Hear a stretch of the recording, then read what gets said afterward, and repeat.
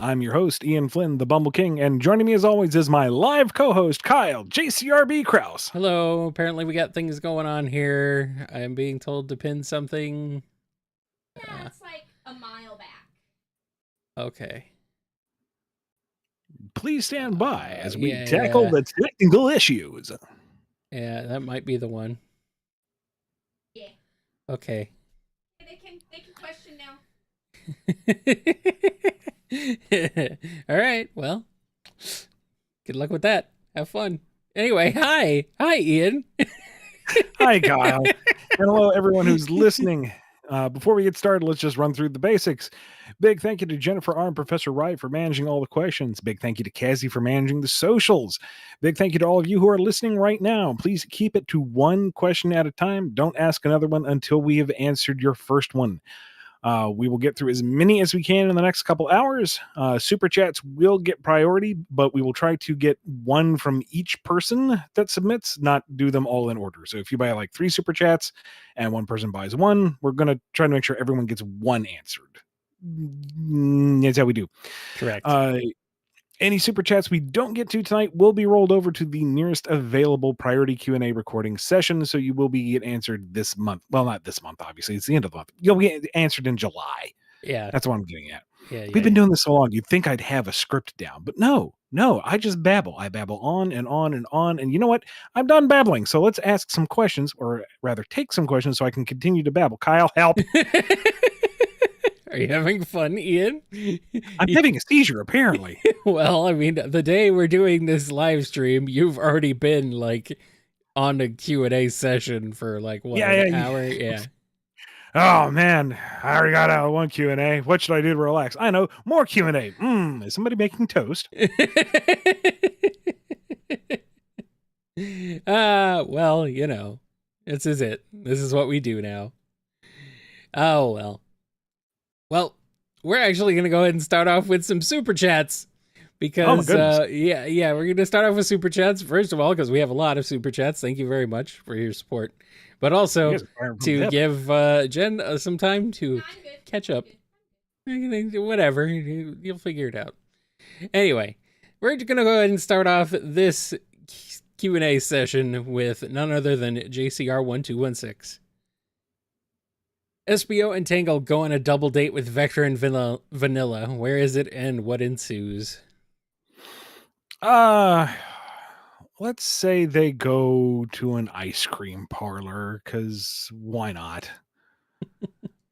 Maybe because Tangle overheard Vector said he wanted some vanilla and misunderstood. And SBO's over there going, do they serve mochi? I want something Japanese. It's like, you're not even Japanese. There is no Japan in this world. What are you talking about? I just want mochi. That's all. SBO's like, and aside from some antics, and Tangle biting off the end of the cone to see if she can like fire her ice cream across the parlor, it's otherwise pretty cool. Oh, good. And we got a super chat from Load. Is Surge a PG-13 version of Homelander, since they're both lab experiments and bloodthirsty sociopaths and practically pathetic? I mean, if you want to draw those parallels, I can't argue with that. And we got one from Hearts 13. Patrick Warburton as Boom Knuckles, Kevin Michael Richardson as Zavik, and Tom Hiddleston as Jeffrey St. John. How's it play out? Oh, why you do that to Tom? Jeez. What a waste of talent. Well, maybe he could be written by someone who's like, competent. Okay, you know what? All right, I take it back. When Jeffrey's like wrestling with his complete identity crisis because Naugus is a worse option than he actually thought it would be, and his life is falling apart, and he's tried to convince himself that he was doing the best he could with the hand he was dealt. Mr. Hiddleston would sell that. That would be heartbreaking. So, okay. But that's Tom doing all the heavy lifting. Yeah. I mean, Kevin Michael Richardson, sure, let him read anything. Zavok, cream, cheese, I don't care. Just let him talk into the mic. And Patrick Warburton as Boom Knuckles is, delightful. I mean, it works. It works. I mean, I can very easily see Knuckles running off screen going, my spinach puffs.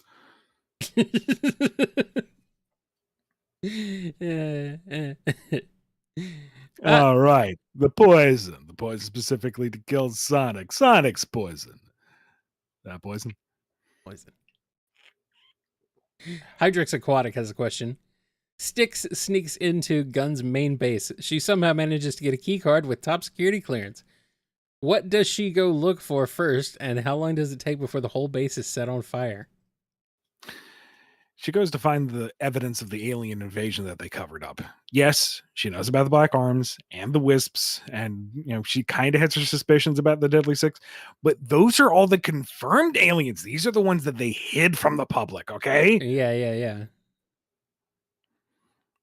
And I don't know. They find her when it's the most inconvenient / hilarious. Well, yeah. Obviously. Hero Squad has a question. In Silver's future, cannibalism is chaotically the norm. With this information, Shadow has half black arms. So, what would happen if he curiously asked Shadow if he eventually ate Maria's corpse? What? God. Boy, that escalated quickly. This is one of these things you're making me read. I know the dead child is a running joke in this fandom, but come on. Let's show a little bit of respect for the imaginary dead. Yeah, boy. I think at most in this scenario, Shadow's just going to give him the deadliest glare, and Silver is going to understand clearly that he has crossed the line. Maybe not what line, but he knows he's crossed it, and he's just going to back away slowly. Yeah, he's crossed all the lines, I think, at this rate. Jeez, that is way too many. Oi. No thanks. Twilord question. What Marvel and DC characters would be the best mentors for each 06 character to help form a Justice Avengers for Sonic's Earth? So for the 06 cast, I'm assuming. Okay, 06 cast, and we're pulling from Marvel and DC as mentors. Yeah. Sonic doesn't need a mentor. He is a mentor. Yes, I suppose. Shadow rejects mentorship. It doesn't matter who you pick. He's not going to do it.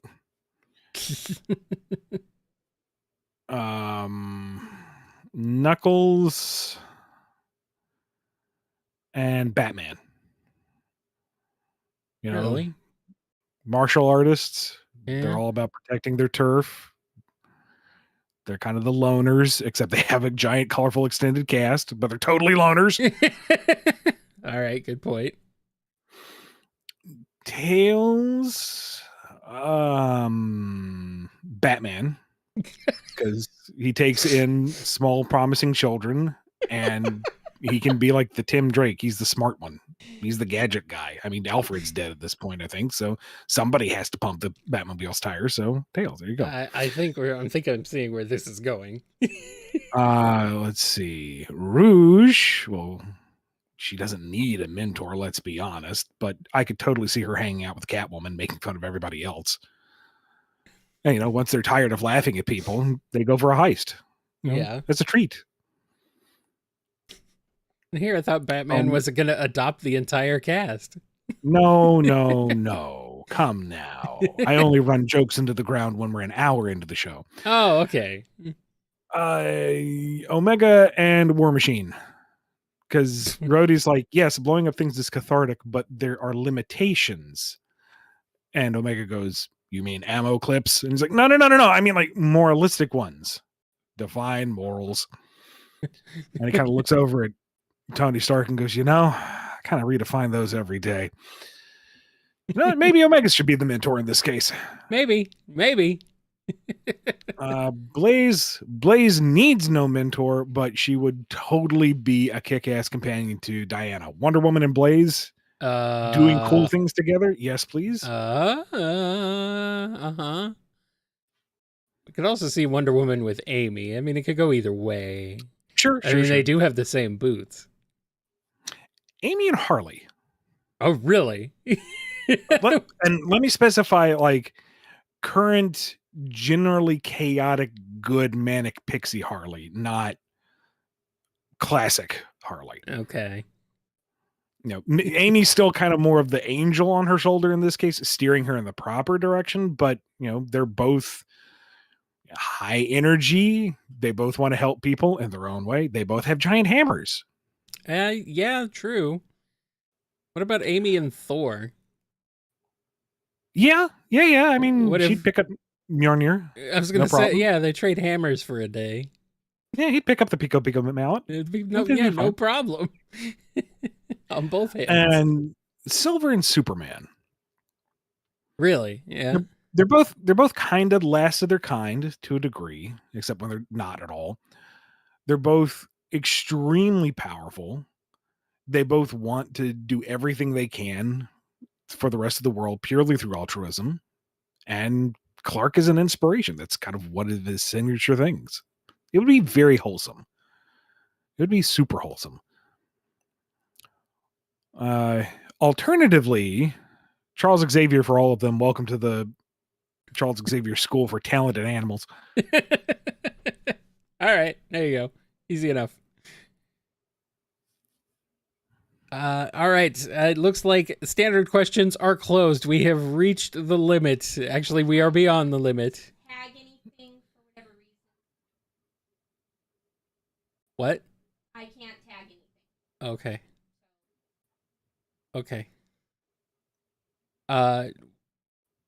I will figure that out momentarily while Ian answers this question from OzJam. Cynicism and optimism, two opposing sides, yet very important aspects determining the type of character you write. But how do you handle both the pros and cons? Mainly, how likable the cynic can be. You can have a cynical character so long as they're not obnoxious. Like when you have, it also kind of depends on the framing of the world that you're with and the cast that you're with, because the cynic might be the party pooper or he can be the realist.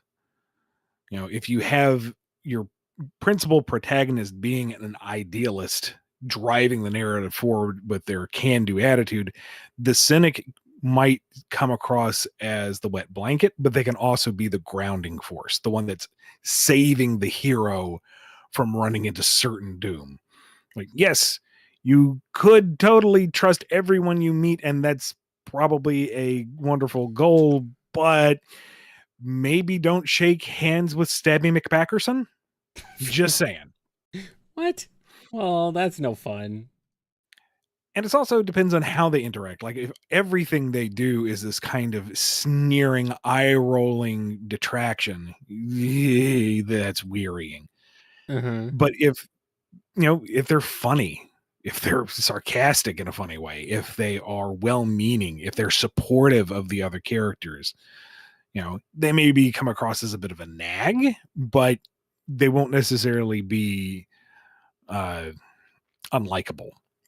But that's big sweeping generalizations. It really does come down to the minutia. Right.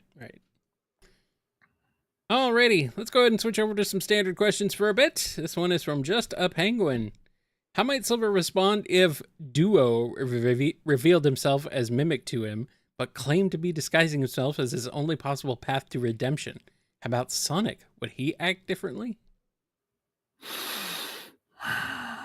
At this point, having already tricked Silver once and embarrassed him in public, I don't think Silver would buy it. Like if Mimic had led with that, Silver might give him the benefit of the doubt. Be wary of him, but give him a chance. But at this point where IDAW is so far, no. Silver would just go, I knew it, and throw him through a window. And then pull him back through the window, and then throw him back through the same window, and then back again to make sure he gets really rolled up in all the little glass bits. It's not a happy boy. Not a happy boy. Sonic would. Oh boy, do we have to talk about Sonic's morality again? No, he'd want to give him that chance, but he's gonna make sure everybody knows. He's like, all right, I'll try to run interference for you, but Whisper's gonna know. If you don't tell her right now, I'm gonna do it.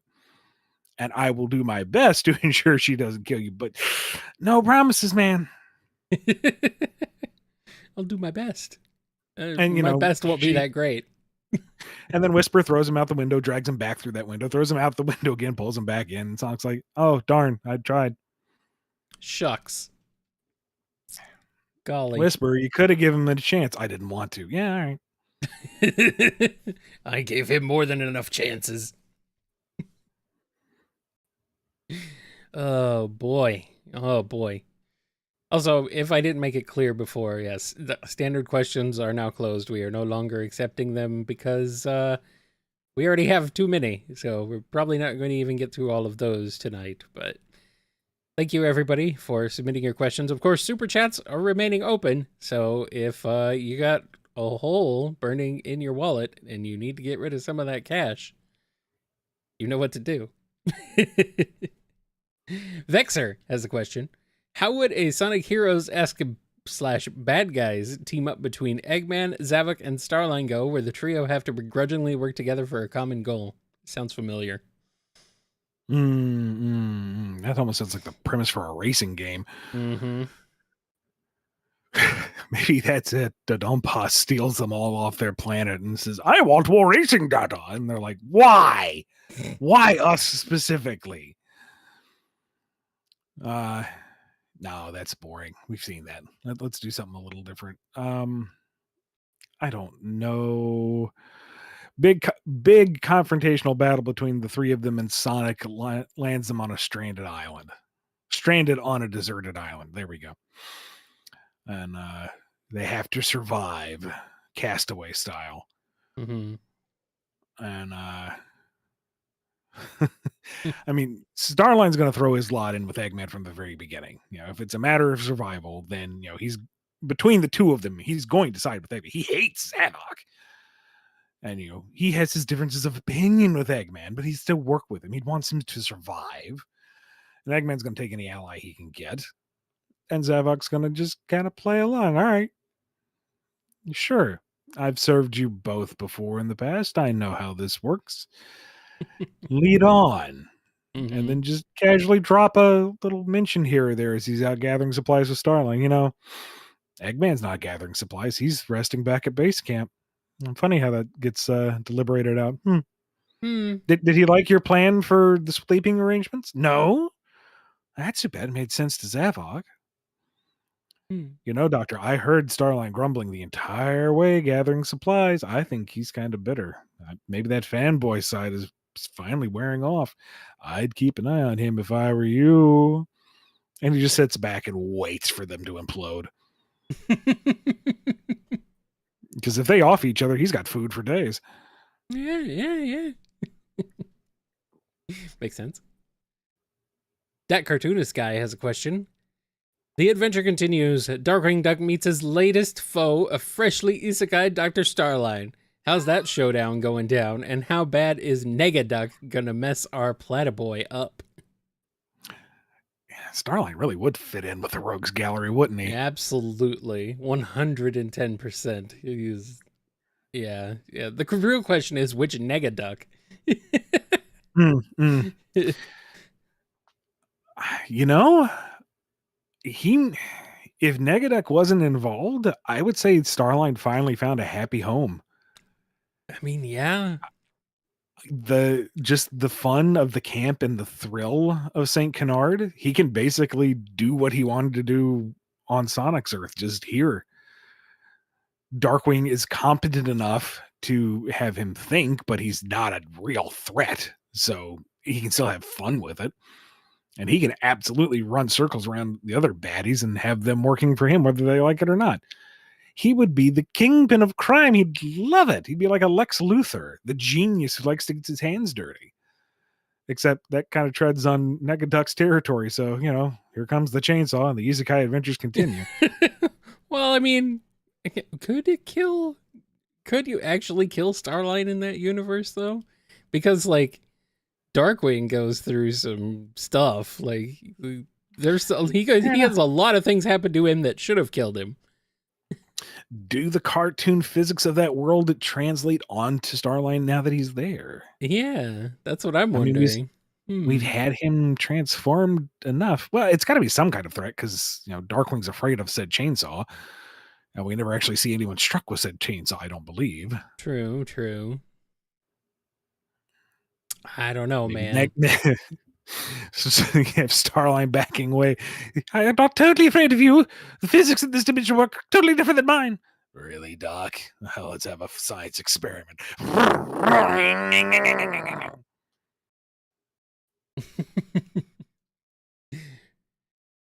Makes sense to me. All right, question from Raphael. Robotnik has always called his inventions egg somethings since Sonic 1. Is that why Sonic nicknamed him Eggman, just like in the first movie? That's one way of interpreting it.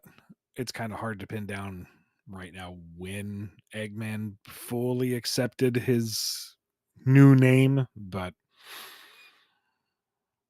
I mean that works. Maybe. I mean, he's an egg-shaped man, so it's not a stretch. And Jonathan has a question. This is not shipping related. The Sonic 06 Prima Game Guide stated there have been rumors that Rouge has feelings for Shadow the Hedgehog. Does Rouge have romantic feelings for Shadow? Take anything in the Prima guides or any guides with a grain of salt. They may be officially licensed, but they were not necessarily vetted by Sega necessarily. I don't know what the arrangement was at the time. Yeah. Here's a question from Happy Times. Instead of working for Eggman in Team Sonic Racing, Zavok leads his own racing team with 2 of the Deadly 6. Which ones get picked, and what type are they? Zaz and Xena, most likely.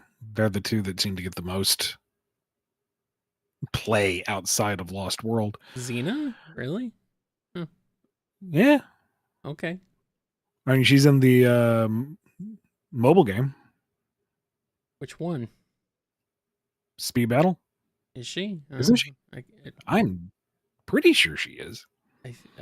Zavok is, yeah, and I think Zaz Zavok and is. Zaz are. Yeah, okay, she is. Apparently she okay. is. Okay, well, interesting. Ha ha! Well, I guess that makes sense, because who's left? Zor? Yeah. And Zor, Zamam, and Zeke. Yeah, all right. Well, and I got a soft spot for Zeke, but you have Zaz, who was always kind of the mascot of the team for whatever reason. Zavok, who is the leader, the most iconic, and then Xena she's the girl. So okay, take what crumbs you can get, I guess. And Team Sonic Racing, oh god, what were the breakdowns? Was it power, speed, and technical? Something like that, yeah. So Zavok's power, Zaz for speed. Yeah. I mean, Xena, I think, is traditionally a little more speedy, maybe, but between the 2 of them, she's the only one with the head for being technical. You can't make Zaz technical. I mean, he's technically there, but nah. I'm just laughing at this one. It's because Zor and Zeke can't reach the gas pedal. Maybe they're like the Chow car. You just kind of plug them in. Maybe. There's no accelerator, just Zamam pushing from the back. There you go. That's the last 3 of them, all one vehicle. Yeah, there you go. Zamam never gets tired because they've got like a carrot on a stick in front of him. A literal. I don't even like vegetables. Dang it. Oh, that guy. Alrighty. We're going back to Super Chats. This one is from Sleepy. Who can Metal Sonic dunk? I'm not saying dunk on, but using the Sonic characters as the ball. Oh, as long as they're curled up in like the spin dash, I'm sure you could dunk any of them. We know he can most likely dunk Orbot. Yeah, there's that too.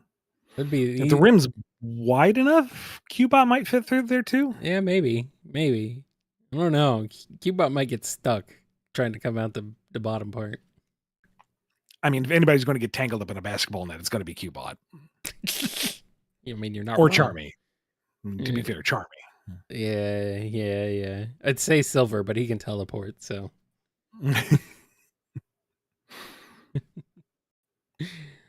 Dazed Memories has a question. What is Silver's favorite food or foods? I don't know. I figured he's just amazed that food has flavor.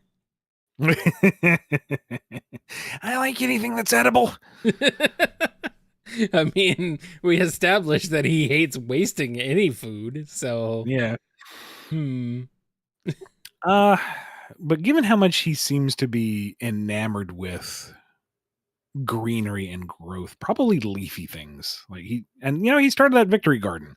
Maybe he's a big veggie head. He just likes veggies. They're crisp and they're fresh and they're full of life and nutrients.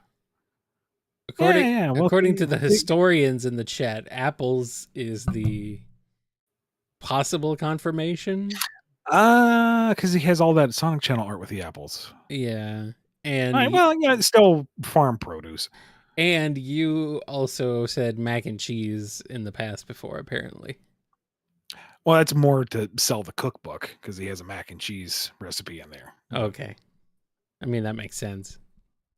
But that too, it's warm, it's filling, it's gooey. That's more of a, it's just good food. Yeah. Just as long as it's not coleslaw. Silver would like coleslaw, wouldn't he? Some kind of weirdo. Now I can't remember what his chili dog was. Did he have a slaw dog? I got to read. So. I need to read the cookbook again. I think so. Yes. Yeah. Slaw dog. Slaw dog? Nah, dog. Well, he ain't a fast dog, so he's a slaw dog. He can't get down the road. He's a slow dog. Slow dog. That hedgehog, that Sonic Hedgehog, he a fat dog. But Silver, he a slow dog. Can't go very far. Spacebar has a question. Hey there, Ian. Are you aware of the SA2 epilogue, The Truth of 50 Years Ago? It's only ever released in a Japanese strategy guide with SXSG, and I was wondering whether anyone pointed out its addition to the game's lore yet. Yep. Moreless has a question. Whisper tries to drop hints that she's romantically interested in Tangle, but Tangle doesn't seem to get it. What kind of advice would Jewel give? To who? Whisper or Tangle? I imagine Whisper. And, Whisper would actually come to her saying, "You've known her the longest. Help." And Jewel just kind of sighs and goes, "Okay, here's what I need you to do." And the hardest part, the biggest step, is to get Tangle to sit down. Whisper, come back. It's not impossible. Listen, get her to sit down. She'll look you straight in the eye. No, you don't have to open your eyes. Just listen to the instructions, Whisper, please. Sit her down, look her in the eye, and tell her point blank that you have romantic feelings for her. Say it slowly and pointedly. That will work. I promise you. How you're going to get to that point, I don't know. If you figure that out, you tell me. Good luck. And would Tangle even still be confused by that at first? Would she? Only for the joke. Okay. Like, Whisper's already plotted out this entire, Rainbow Six squad attack with her wisps to corral the lemur and get her into one place stationary to say this to her. And then Tangle realizes what all this effort has been about and just kind of tilts her head and says, "Huh?" And Whisper just kind of crumples and she goes, I'm joking. It's a joke. I joke. I do the jokes. This is why you say this about me, right? I'm hoping so. Funny, haha joke. And as she's relating this to Sonic later, he's like, that's what I would have done. It's hilarious. Thank you. Amy's fuming over there like he would even sit still for him. And I wouldn't think it's funny. Mutter, mutter, mutter, mutter, mutter, mutter. Figured Tangle's, or maybe Tangle's response would be, but I thought we were already dating.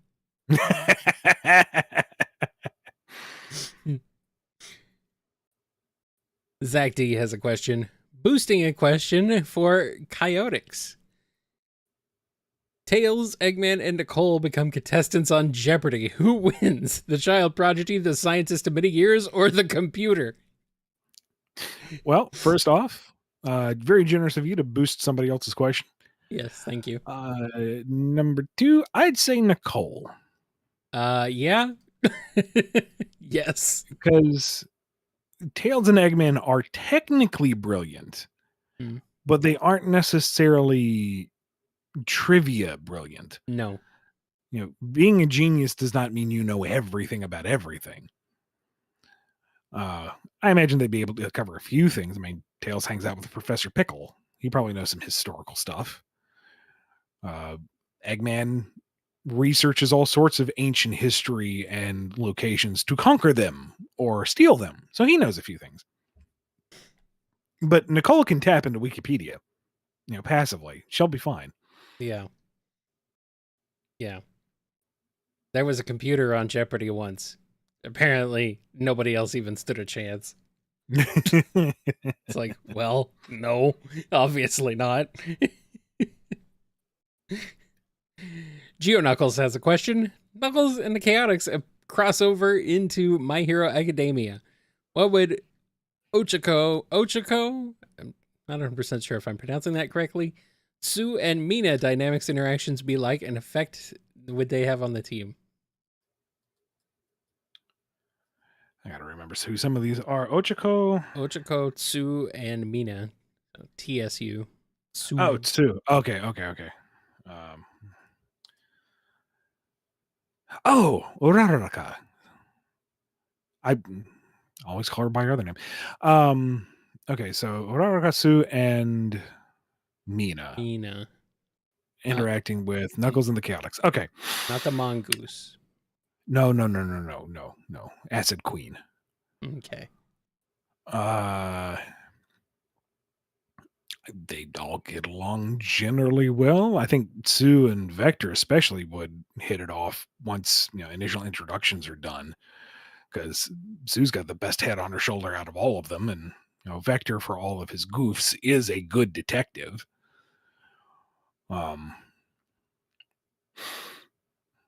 Might get a bit of a philosophical debate between Mina and Espio on the virtues of stealthy invisibility or the razzle dazzle. You got the powers, you got the look, own it, rock it. You're cool for being out in the crowd. Yeah, it paints a target on your back, but she can fling acid. What are you going to do about it? And I'm sure there's some kind of down to earth, super wholesome conversation between Ochako and Knuckles to be had. And everyone finds Charmy annoying. Poor Charmy. No one loves him. Until Uraraka, makes everybody float so they can all, fly around with Charmy. Then he's like, no, I'm the flying one. That's my gimmick. Everybody get back down.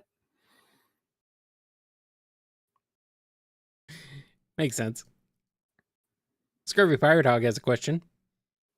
Your favorite Sonic character and your most hated Sonic character just became a romantic couple, and you must make a story about them. What ships do you get? Do we really don't want to do this? Scurvy is really trying to cause you physical pain.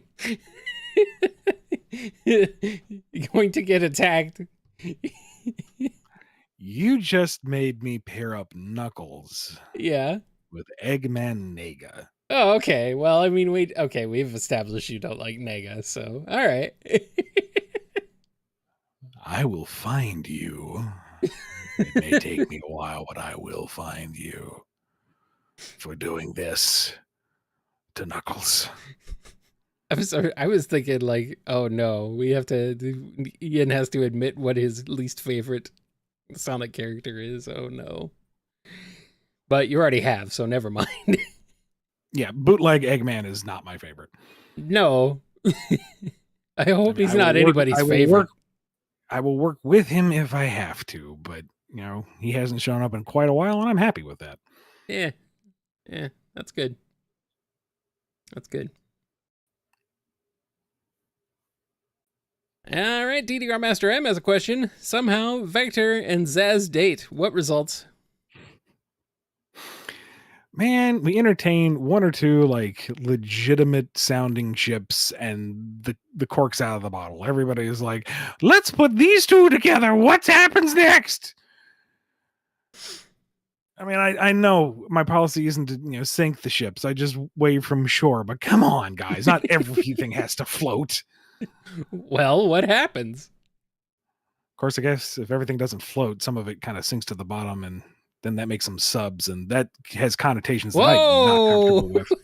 This is not BumbleKast After Dark. So do not leave them on the bottom.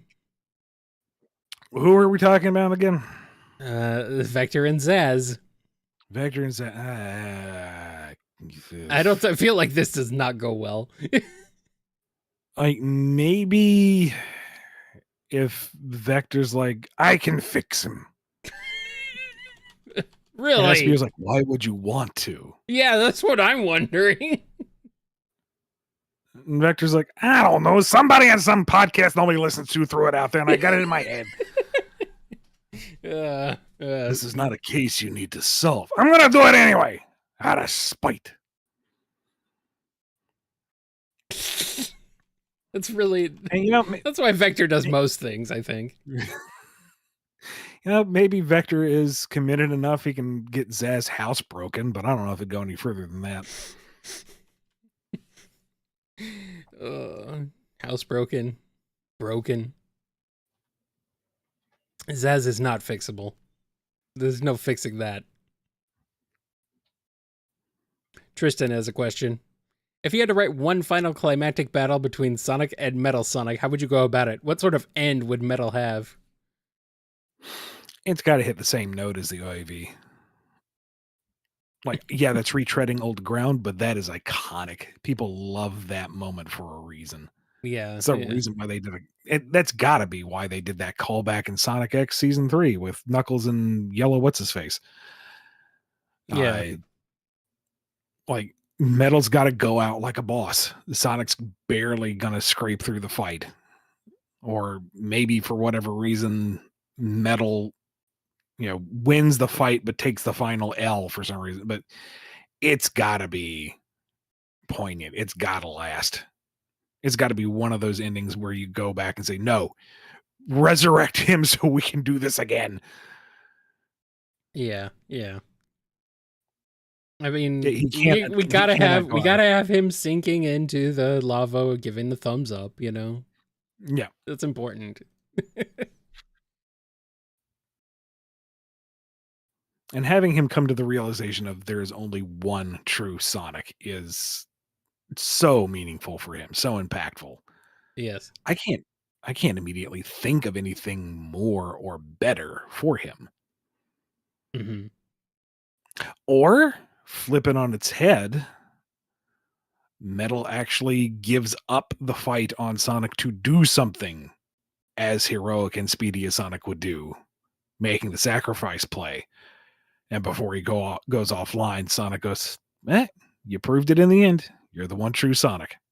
Give him that W as his last note. Mm-hmm. Well, Ian, we have nearly 50 super chats, so we better start cranking. Beg your pardon? So we better start cranking through these, man. I just scrolled down and I'm like, oh. You guys might have to be doing some extra BumbleKast duty. All right. You guys are amazing and insatiable. Thank you very much. Keep sending them in. We're not going to stop you, but man, I'm sorry. Standard question, folks. This is what happens. This is why we don't have the time to do standard question episodes anymore. Thank you. But also, dang. Emil C has a question. If IDW Sonics and our Earth are the same planet, that means the same movies. What are the main four's favorite genres or films? I bet Tails loves kaiju movies. I mean, would he? I don't know. How did he feel about Perfect Chaos? Well, I mean, that's real life. That's not the movies. True. Good point. And show me a young boy who enjoys mecha that doesn't also enjoy kaiju movies. Show me this child, and they need to go see a doctor because something's wrong with I them. mean, show me anybody at any age who enjoys mecha and kaiju movies. Yeah, exactly. Yeah. So, and Knuckles kung fu movies. Mm-hmm. Amy rom-coms. And Sonic likes extremely obtuse art house films. Really? What? Why? Well, you've seen him in there, haven't you? No? Well, I guess it's too obscure for you. He's trolling. He's absolutely Okay. trolling everybody until Shadow calls his bluff. Mm-hmm. Well, I was there at the matinee. I didn't see you. Uh-oh. Well, obviously you weren't paying attention to the film if you were looking for me. Touche. Oh, snap. KB has a question. It's the finale to the Foghorn Leghorn trilogy. Our favorite rooster is now trying to help Surge and Kit deal with their problems. How does this go? Good luck. Well, I said, boy, you need to go outside. You need to experience some stuff. You're wet behind the ears, and I don't mean because of your backpack.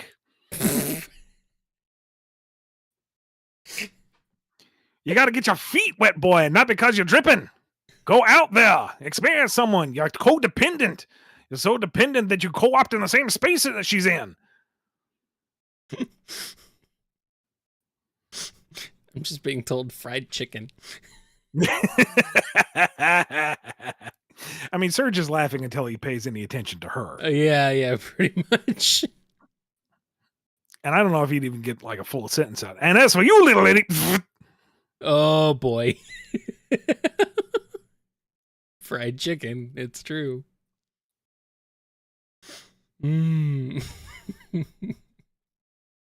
Spoiler 1001 has a question. With Game Gear Sonic 2 being technically canon, what was Tails' side of Tails' being kidnapped story?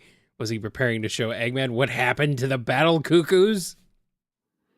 He's probably locked in a prison cell somewhere going, Well, that's This no is early fun. classic. This is early classic Tails. He's still, got a lot of room to grow. All right, fine. I guess this would have been before. No, Tails' Adventure was before he met Sonic, isn't it? Well, I mean, okay. No, it's not anymore. Never mind. Whatever. Shut up. Polarity of Neo Soul City has a question.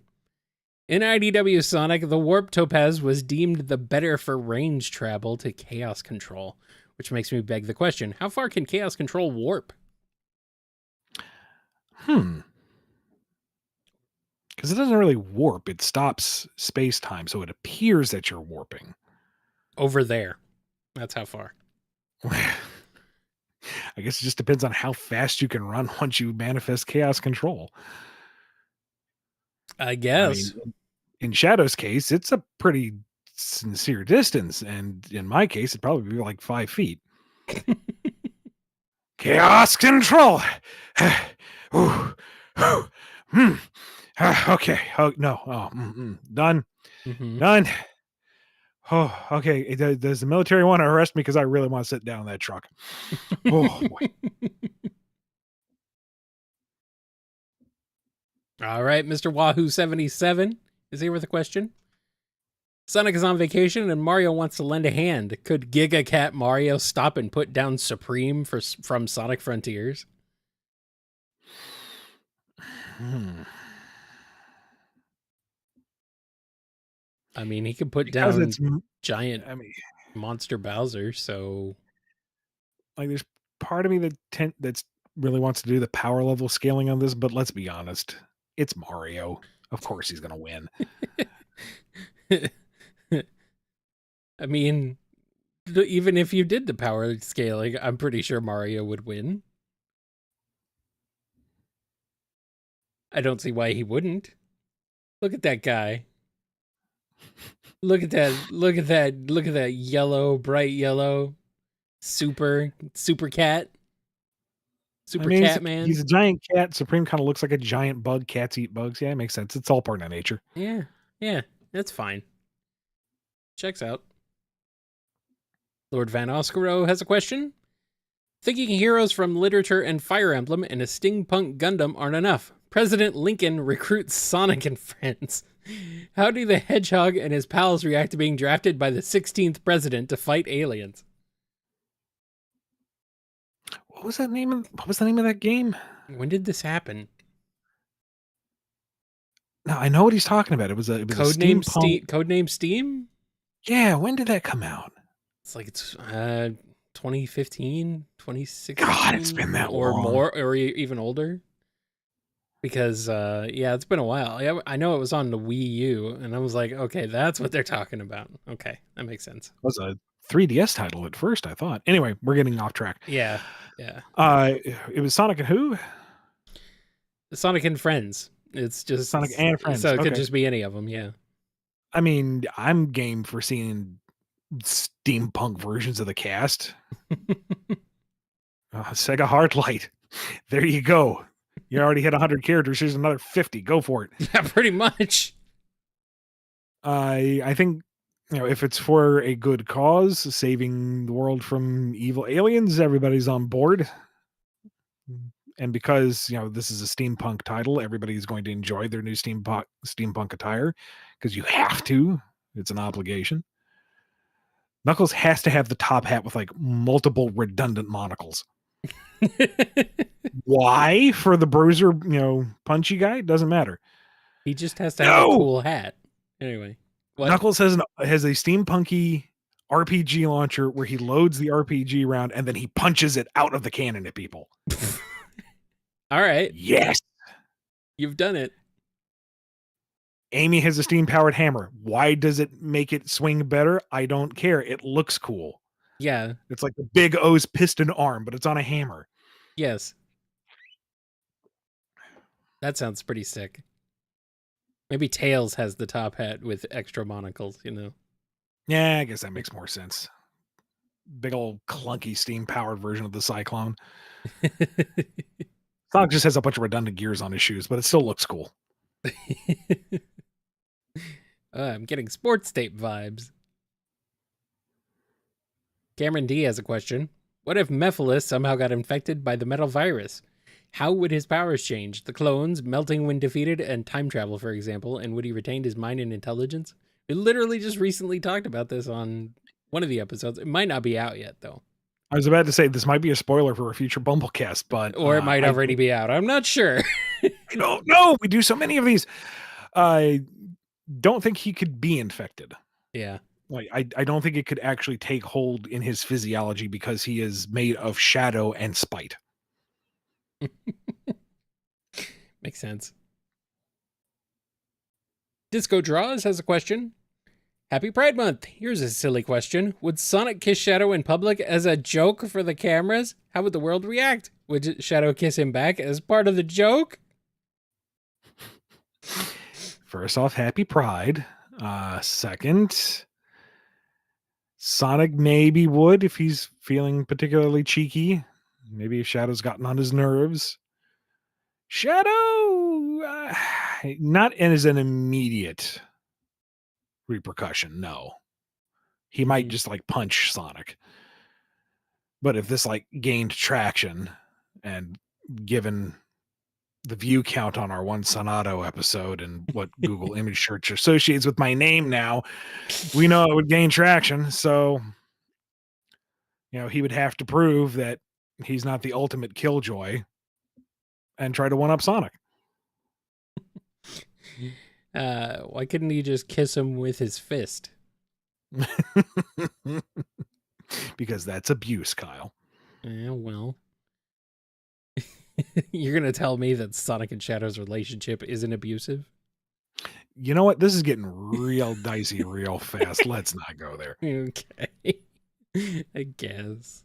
Wholesome show. Yeah, really. All right. We'll go back to the beginning of the show when you started off talking about subs. Yeah, I go back to the beginning of the show when people are asking about cannibalizing Maria. Good God. Well, you know. That's just the BumbleKast. I am so glad everybody in Greensboro is now watching the symphony and not listening to this. Oh no, I told them where to find the show. I'm so sorry. Don't listen to You had this. such a good impression of me, I hope. Don't listen to the Now it's dashed. Don't listen to the BumbleKast, please. For the love of God, do not listen to the show. Just fund it. We appreciate that. Please stop. Happy Times has a question. Oh, Happy Times snuck in here twice. Good job, I guess. We've talked about Vampire Tangle. Now, what would Tangle from a line of vampire hunters be like? She can even use her tail like a Beaumont's whip. Oh, yes. I was just thinking it would be like a second crossbow turret, but yeah. No. The whip, yes. Yes, absolutely. I'm thinking Von Helsing initially, but no. You're absolutely right. She's got to go full Belmont with it. Yes. And she absolutely walks everywhere singing the song. She absolutely does. Just strutting up to the castle. Does not run, does not slide, tackle, doesn't jump, just whip crack at everything that comes at her. Yep,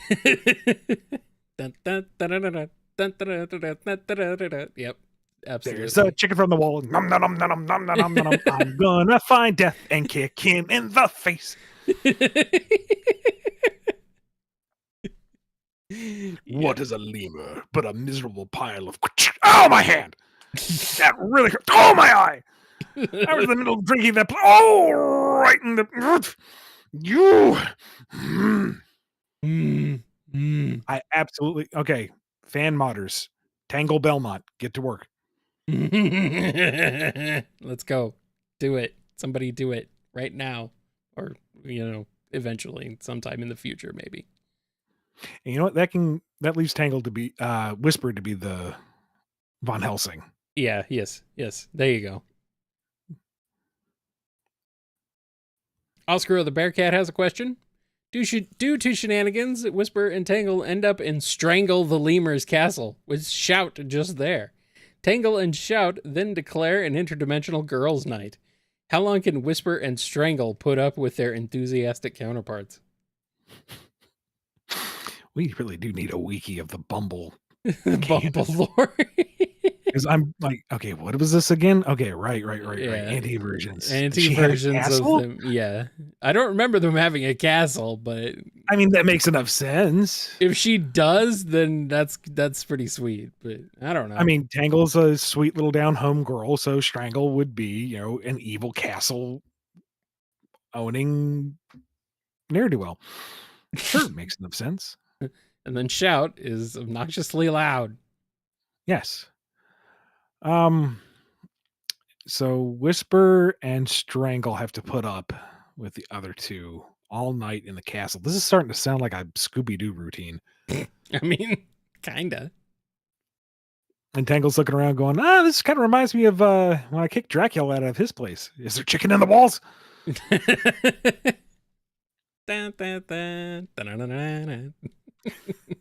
Except now it's in stereo because Shout's screaming it alongside her. Oh boy.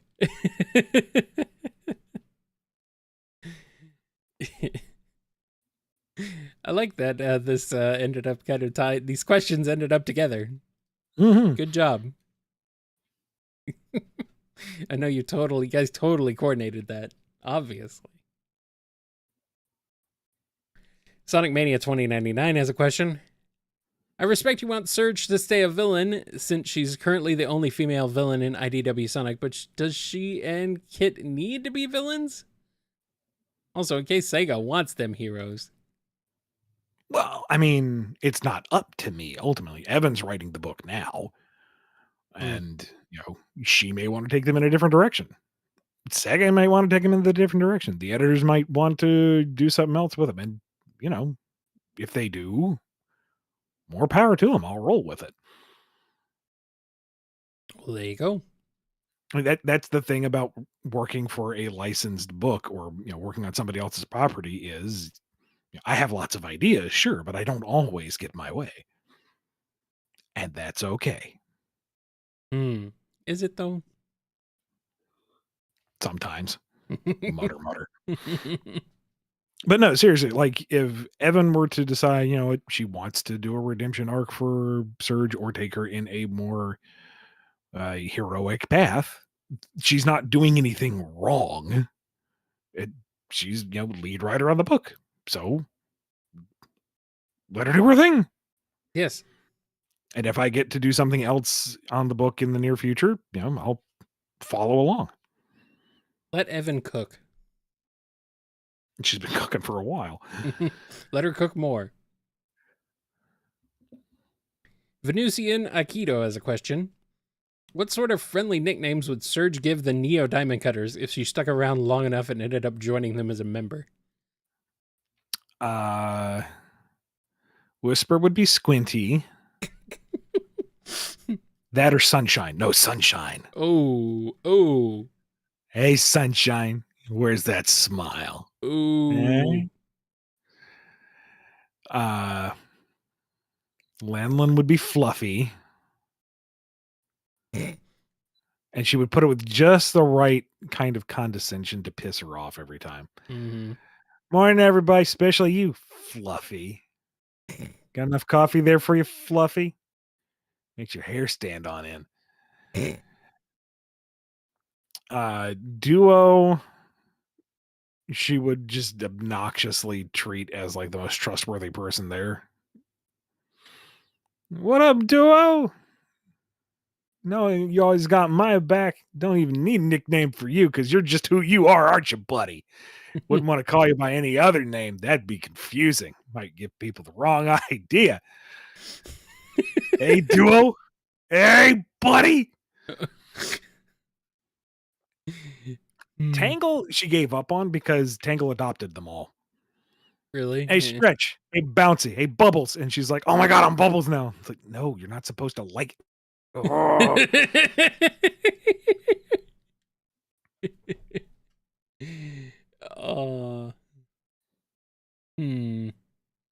What about, hold on, was there anybody else? That's everybody I can immediately. It's everybody? Okay. I thought there was some, all right, whatever. Chaos Dust and Steam has a question. This is a board question, but what are your thoughts on trains? I have loved trains since I was small, steam engines in particular, so I am curious. I don't really have a lot of experience with trains, truth be told. I am looking forward to the fact that there used to be a big factory right across the place from where I live, and they tore it down a while ago, and they're going to be building a GO station stop on the grounds. So I will actually have a metro train right across the street from me that I can take into downtown in a few years, and that'll be nice. Sweet.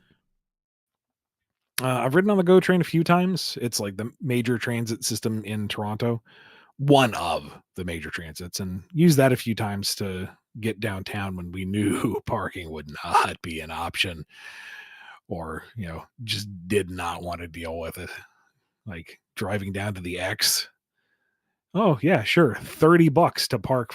15-minute walk away from the grounds in the middle of summer. Huzzah! Oof. Yeah. I think we took it to Fan Expo once, but the logistics of carrying all the books and dealing with people and finding room with it, no. But other than that, really have not had a lot of experience with trains or know a ton about trains. I do know that we need more of them in North America. Mm-hmm. We really need to follow up on Europe and China's example, and Japan, and the rest of the human race. Civilization. Yeah. Oh, yeah. I mean, I enjoy trains. I've always liked them. I am not like super knowledgeable on their intricacies or the differences between all of them, but I have always liked trains. When I was a kid, I know I always had like an HO scale train set. So, and I always like playing with that. And I always like going to the clubs where they had this big diorama model train sets going. Those are freaking awesome. I love those. So I know you play a lot of flight sim and truck sim games. Have you played any train sims? I've played Train Sim a little bit, but not as much. And I have not played Densha de Go yet. Maybe I should. It's brutally difficult, though. I do know that much. All right, here's one from Aura's Feel. Whisper decides she could use some extra equipment, and she naturally asks Shadow for the ultimate advice. What are the other Diamond Cutter's reactions to Whisper getting an actual real, oh my god, that's a gun? I don't know how real that is, considering he was with a pump action assault rifle. Hey, that exists. After the Yeah. game came out. Oh, great. Yeah. Shadow inspired that, did he? You might have. Somebody looked in that and said, yeah, we need one of those. No. Well, come on. I mean, I don't know. Maybe it's efficient, but she doesn't have colorful, adorable ammo to talk to when she's not shooting it. So what's the point? I mean, I guess that's a good point. Yeah. Blue 4 has a question. My question is simply, does the Bumble Wiki have a section to which your knowledge / memory about 80s, 90s, and 2000s media? We don't even, we have I guess technically a Bumble Wiki exists. I know we had a volunteer working on one, but I'm 99% sure it does not have this information in it. Wait, there really is a Bumble Wiki? Yes. I believe Hero Squad was doing a lot of the work on it. This was a while ago. Is this public? I believe so, yes. And I'm just now learning of this. I think well, it was an unofficial thing. They were taking it taking it upon themselves. And nothing wrong with fans of the show wanting to do something with that. Just yeah. I find it funny that my show, I have no idea what's going on in the Bumble community. Yeah, it's fine. Don't worry about it. But the question itself was, is there a list of pop culture stuff that we're aware of or knowledgeable about? Is that what the question was? Yeah, I think so. I think that's what they're getting at, yeah. I don't think there is a list anywhere. And I do remember we got this question a while back. Yeah. Somebody asking so they could, ask something without being told, sorry, don't know. But the problem with that is it's kind of like defining a negative. What do you not know? Well, yeah, I don't know. What do you know? Well, it's kind of hard to define because I know many things. It's kind of hard to go down the whole list of everything that has been produced since 1980. I don't know a lot of stuff. So, best you can do is just kind of fire off the question, hope for the best, and we will do our best to entertain. Yep. Well, Ian, we've still got hold on. How many do we have here? At least 15 more super chats, so we better get cracking. This one is from this one's from your compadre Infinity. Could Sonic have started the Renaissance early? I mean, if he was born before the Renaissance, I suppose. I don't remember him being particularly tight with Leonardo or, Michelangelo, but Donatello. Don't think he was well versed in the four humors, but he thinks he's all four. He thinks he's the funniest of all. I'm thinking there maybe mean like the Renaissance within the Sonic franchise, but when would you define that really? I really think they're talking about the actual Renaissance. Like the actual Renaissance? I don't know. Maybe. Hold on. Grab the time stones. Why not? Could Sonic have started the Renaissance early? I don't know. Maybe. He could have prevented the Renaissance from needing to happen by going back in time and preventing the destruction of all human knowledge.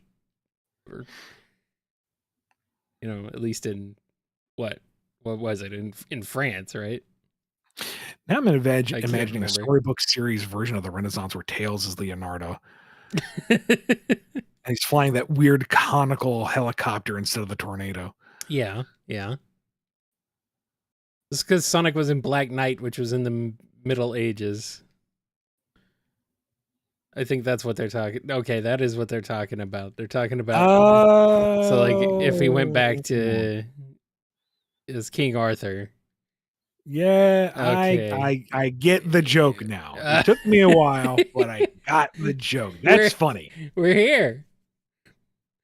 But see, this is the other side of the, what do you know about pop culture? We may not even remember what we knew because right now you served us up a great joke. You laid it out on a silver platter. I'm like, so yeah. What don't we know? A lot. Also, King Arthur is not real. that's debatable. Probably wasn't real. There is the theory that he was the Roman general Artorius that moved up into Britannia, kind of tried to endure the empire after the fall, but I don't know how much actual fact is on that or if it's mostly just fictional history. I don't know. There's a marked grave that's his in theory. In theory. But was he a hedgehog? That's the real question. If he wasn't, then what's the point? Who cares beyond that? All right, Nixodon has a question. Have you ever wanted to be the Stan Lee of the Sonic universe? Maybe you'd be a bear with your beard, and a Kawaka with glasses could represent Kyle. Kawaka? All right. I can see he's a Kawaka. Okay. Yeah, all right. Sure. Hold on. Yeah, I guess so. Yeah. All right, You're fine. Kawakish. All right. Me as a bear? I don't know. I think I'm Kawakish myself. Or, like Maru the cat who keeps getting stuck in the soda boxes. It's maybe a pufferfish chipmunk that's been too indulgent with the chestnuts. I don't know. Anyway, being a Stan Lee figure of Sonic, I don't know about that. Sonic's not diversified enough in terms of stories and titles, I guess. There's just a Sonic universe. It's not like you have multiple directions to approach it. I think it means like appearing in the Sonic universe as Stan Lee would make cameos. Yes. Not as in you are literally Stan Lee of the Sonic universe. Yeah, yes. The egregious cameos is what he's getting at. Yes. Yeah, sure. If an artist wants to do that somewhere. Wouldn't be the first time. I think I already was plugged in there as a human. No. Yes. That would have been no, it was you. It was you. Was it me? Yes, it was you. Absolutely. It looks 100% like you. Okay.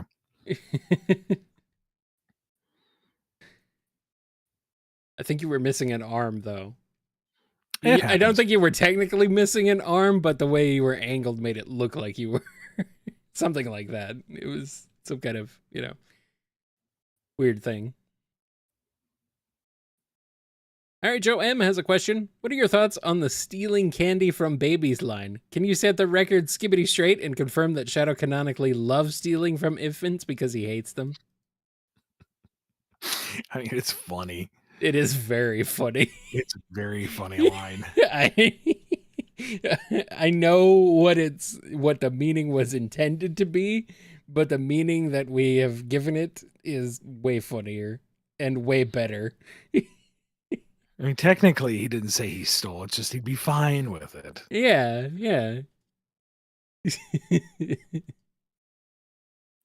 Wouldn't even apologize. You stole candy from my baby. And cry about it. Dab. Just like how I'm not going to on you with disdain. Just like how I'm not going to apologize for that skibbity.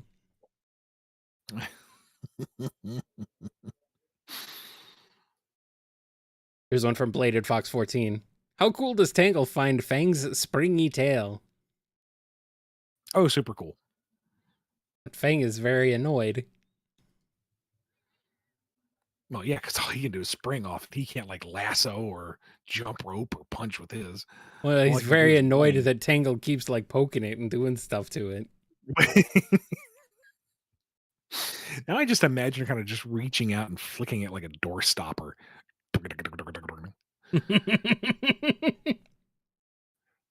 Brrr. Hands has a question. Sega has tasked you with continuing Sonic Adventures, the French Sonic comic that only got one issue. Any ideas, especially with Princess Illusion? Boy, that's I'd have to obscure. Yeah, I'd have to reread it to Yeah. have the proper context on that, but I don't know. Depends on how much freedom there is with it. Like, does it get to be its own brand of Sonic? Go in new directions, maybe revisit older ideas in new ways, or does it need to skew closer to the original source material? And like, does chaos have to be adapted into this type of thing? Mm-hmm.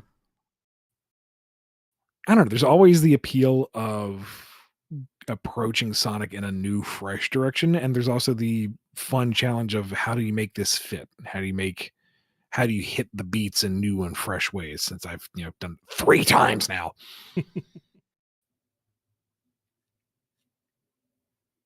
All right, Doomed Gundam has a question. Sonic and Mario, but Mario is an inner demon in Sonic, like Sukuna and Yuji or Naruto and the Ninetales. We're making references beyond my ken, but Mario is a demon presence possessing Sonic. Maybe. Or maybe he's like, the evil demon on his shoulder, Well, I know passingly that Naruto can turn into like a kaiju kitsune of some kind. Mm. So I guess I'm imagining Sonic turning into giant golden cat lion Mario.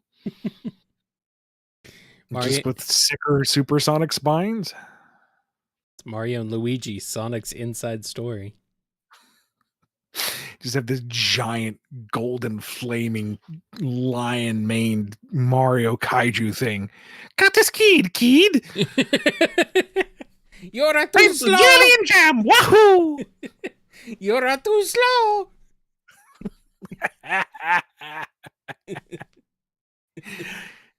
Woohoo! Let's kick it up a notch. What do you see is what you get. Giant golden kaiju Mario Sonic hybrid thing monster nightmare fuel.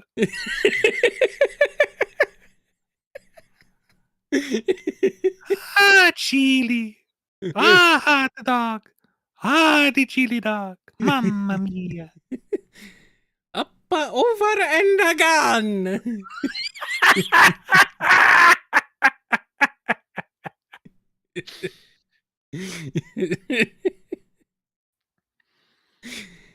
Oh, man.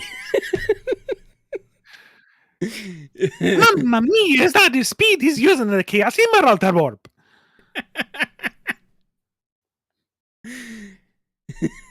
Sonic #1, woohoo!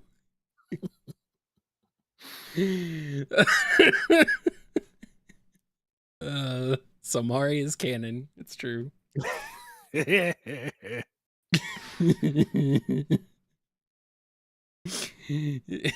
All right, Sergeant Snake Eyes has a question. Hey Flynn, back in 09, Sega asked what adventures did Sonic go on next, and one of them was horror. So what would a Sonic horror be like? Metal Virus Saga. Yeah. True. That's a good point. Or played Sonic Unleashed a little less cartoony. A little darker, yeah.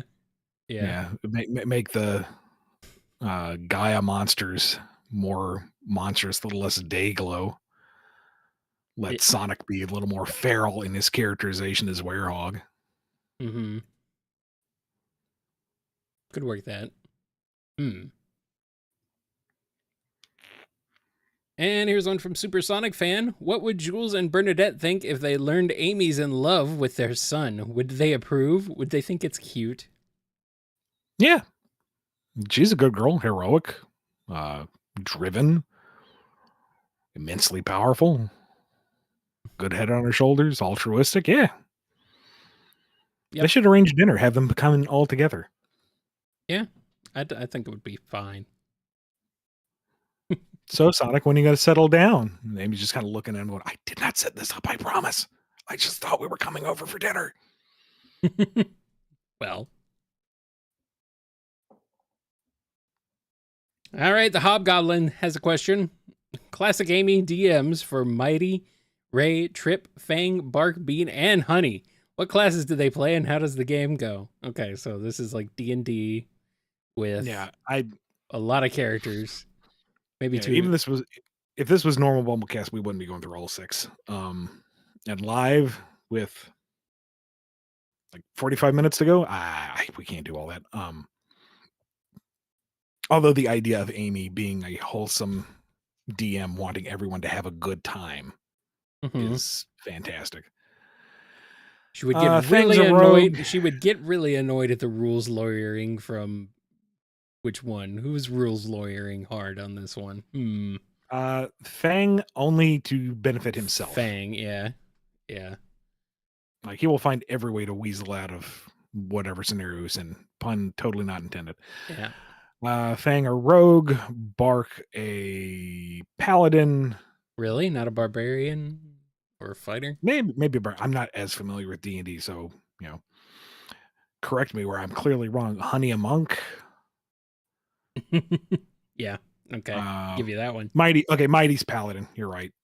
Yeah. Ray a bard. Bean, I don't know. Is there like an alchemist that makes explosives? Yes. They're all right then. They're called a what are they called? I think Aaliyah said artificer. Artificer. There we go. Yes, that's it. Yep. All right. Mm-hmm. Well, we did all 6 anyway, so there you go. How does the game go? Goes pretty good. Yeah, pretty well. Like Amy's not going to run a game where everyone dies. She's going to make sure it's a wholesome adventure where everyone has a role to play. And Trip, you didn't do Trip. Oh, Trip, Dragonborn. Okay, or like a that's a little on the nose, but I was gonna say like a druid or something maybe, but maybe. Well, maybe she panics because she doesn't know anything else. Maybe she's a Dragonborn druid because Dragonborn is a race. All right, fair enough. Yes. This is not like old D&D where like elf and hobbit were classes, and I believe it was actually called Hobbit.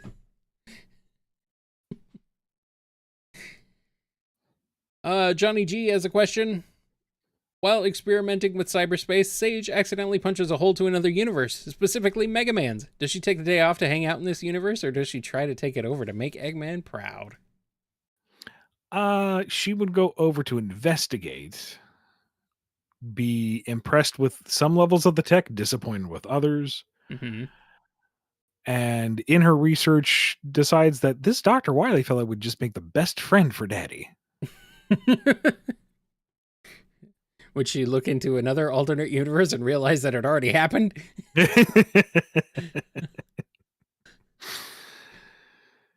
I don't know. When we did Worlds Collide, I was skewing towards more game canon anyway. Maybe we can salvage that. Ignore the Archie side of things and just say, it was Sega Sonic the entire time. The Eggman Wily bromance lives on. Come on. And just ignore Worlds Unite, which I don't think everyone would be heartbroken over.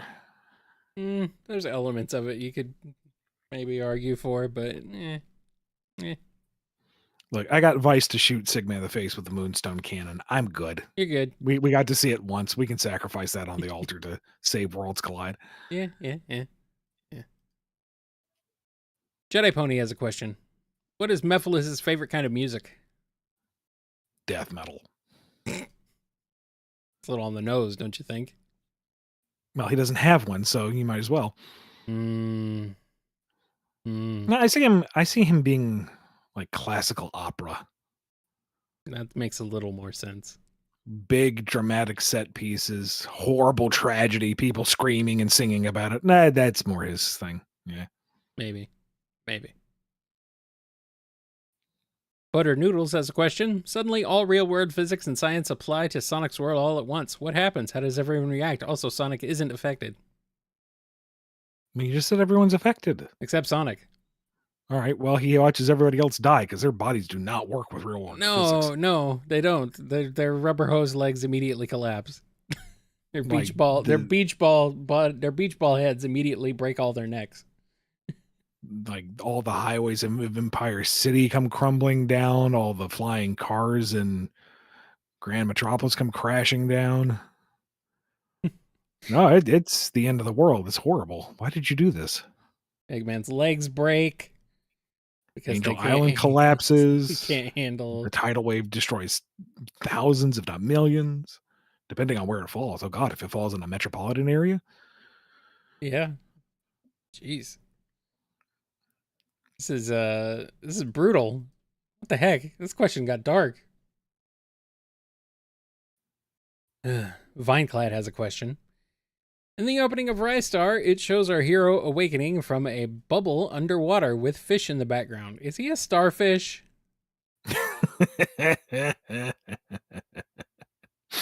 No, he just has a very large waterbed. All right. This waterbed is the whole ocean. Exactly. Perfect. It has its own built-in white noise.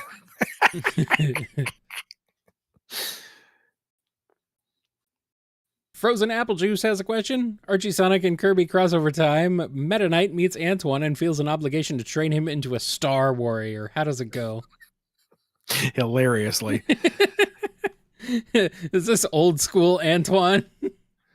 Oh, it has to be. Yeah. Come on now. Yeah, it can't be modern competent Antoine. No. No, that's not nearly as fun. No.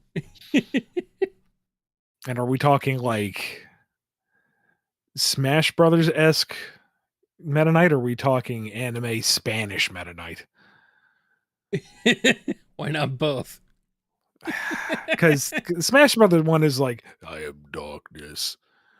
And Yeah. 4Kids is for some reason very Spanish. And I can't do a Spanish accent. We're going to go with the 4Kids version because you have the dueling bad accents. And also it's funnier. Oh, it's way funnier. And then, Antoine in his terrified failing manages to do the tornado spinny thing that Meta Knight does, and Meta Knight is satisfied. He has learned very quickly and in an uncouth way, but he'll accept it. And Antoine is like, who is the pitcher ball that was yelling at me? I am so confused right now. Also very dizzy. A Frenchman and a Spaniard walk into a bar. Yes. They both say, ouch. Frost Abaddon has a question.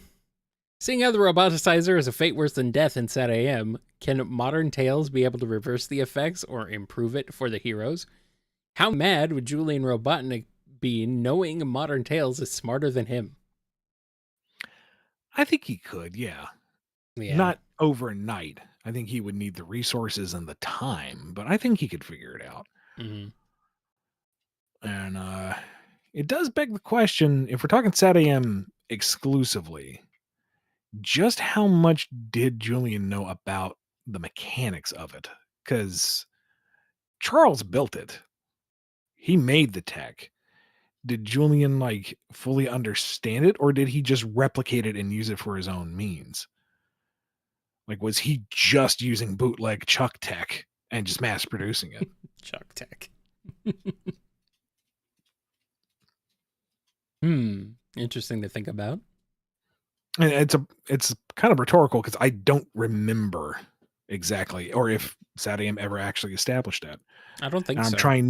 I'm trying not to muddy the waters with Archie Sonic because I know they took things in different interpretations. Yeah. Well, we got a question here from the deleter. We want IDW characters to show up in the games, but how do logistics work when they are the most fluid or changing out of the cast, like Surge and Kit? Comic chronology and planning plus game development. Wouldn't it limit it a lot? Maybe that's decisions to be made by people above me. Mm-hmm. And so long as like the core aspects of the characters remain, I think they're fairly evergreen. I mean, yeah, Tangle and Whisper have been through a lot, but their core dynamic, their core characterization hasn't changed significantly since their introduction. Dramatically, Their no. And as we were discussing earlier, Surge, if she were to take a different path, so long as she still is, sonic fast with electric powers, she's recognizable. Mm-hmm. I think the biggest hurdle would be Starline since he's dead, but if Sega says resurrect him, we'd find a way. And I mean, of course, Kit's fluid. He's got all that water. I can't believe I left that on the table. He's got a big backpack full of water. I mean, what are you going to do? What do you want? I mean, you're the one who created him, not me. You're the one who set all this up. I'm just mad I didn't get to the joke first, all right? Well, skill issue, sounds like. Oh. Careful there, Quokka boy. Yeah, yep. Normal person has a question. How would a team up between the Diamond Rangers, the Neo version with Jewel and Bell, and the Power Rangers? Good. They're all kick butt, high powered, vaguely teenaged individuals of heroic persuasion. Maybe they fight the Pizza Monster Mark II. And when they have attitude. I mean, everyone but Belle. Belle's too nice to have attitude. Yeah, she's got a little bit of an attitude, though, Well, when you push her buttons. Yeah. I don't mean like the physical ones that are built in. I mean like the emotional ones. Mm-hmm. Yes, of course. And here's one from Turbok. Or Turbo K. Not 100% sure. I prefer Turbok. That sounds cool. Or maybe it's Turb 0K because it's a 0. I don't know. But anyway. Fang likes to give people nicknames. Fleet Feet, Bomb Mook, etc. So what would his nicknames for the Chaotix be? Heavy Bomb and Mighty included. Because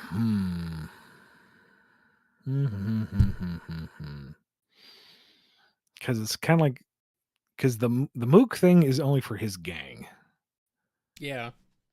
And everything else is like a signature appearance of the others. So, or a ability like Fleet Feet for Sonic. Yeah, because he's fast. Maybe Vector would be headphones. Shellhead was apparently what he called Mighty in Seasons of Chaos. Did we do that? Okay. See, I would have to go back and reread my own stuff. We have to be consistent. This is just what I'm being told from the chat. I could be wrong. No, that sounds right. That sounds right. SBO. Oh, what would he call SBO? Because it's got to be snappy. It can't be too thoughtful or wordy. Weeb. That's derogatory, so no. Yeah, I know. Charmy can be buzzkill. I'm blanking on SBO. I'd actually have to think about this. Ninja Boy. Maybe I ain't got nothing better. And everyone's a little worried that he's calling Heavy and Bomb, Dense Mook and Explodey Mook. Don't you use that for your gang? The bad guys? What? Uh-oh. I'm being screamed ninja nerd? That's a good one. It's a pretty good one. And Hornhead. Unfortunately, I can't use it. Hornhead? Yeah, maybe. Hornhead is pretty good. Frillhead. Ninja Bread Man? No, that's a different thing.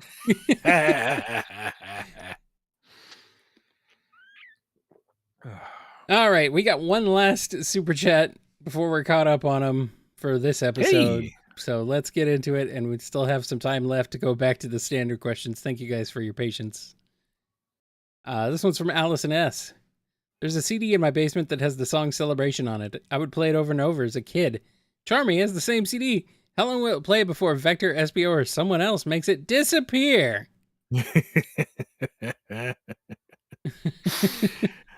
At least 72 hours. That's a long time.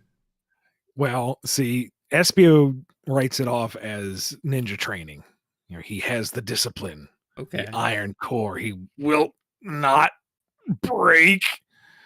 And Vector just cranks his headphones up. Okay. And tune it out until like he's bleeding from the ears because he's got to crank it up super high because Charmy's put it on full blast.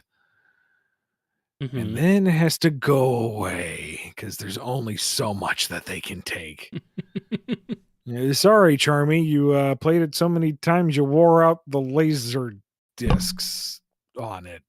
Mm-hmm. Mm-hmm. The lasers ran out. That's a thing, totally. Mm-hmm. They're the grown-ups. They know how this tech works. It ran out of laser fluid. That's okay. He's moved on to his new favorite song, Baby Shark. Okay. SBO, finally, old CD! Hurry, hurry, hurry, hurry, hurry! Oh, no. They try to get him to accept that one back, but now he just goes, celebrate, doot, doot, doot, doot.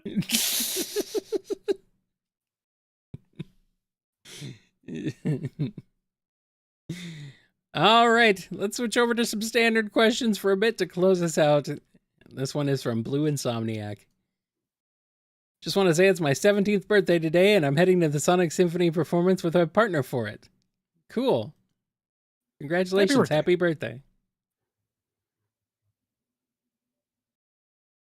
Here's one from The Last Baby Man. Ian, you wanted this, and Seiya wants you to bring a team of 3 to 5 prehistoric Mobians into the world of IDW Sonic. How would they come to be, and how would they get along with the main cast? I want a dromaeosaur, a raptor of some kind to rival Knuckles. Mm-hmm. Have him do kicks where Knuckles does punches. Let him have the feathery wing arms so he can glide, so he can compete with Knuckles. Have him climb walls. I just want Knuckles to have a raptor rival because that would just be freaking sick, dude. Are you kidding me? If I have just one dinosaur, that's the one I want. Mm-hmm. Mm-hmm. Beyond that,